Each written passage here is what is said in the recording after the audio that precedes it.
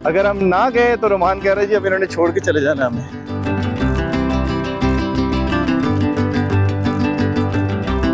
ये railway station है गोलड़ा का। 1882 में ये बरगद का दरख्त लगाया गया था। ये है जी जो कायद आज़म के ज़ेरे इस्तेमाल ट्रेन हुआ करती थी, बाबा कायद का रूम था और ये उनका बेड जहाँ पे वो आराम फरमाया करते थे।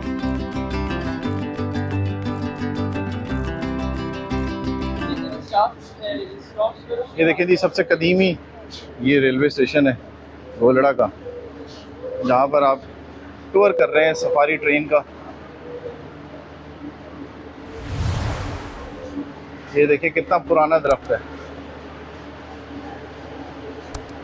ये भी इस रेलवे स्टेशन का हिस्सा है, गोलड़ा रेलवे स्टेशन का।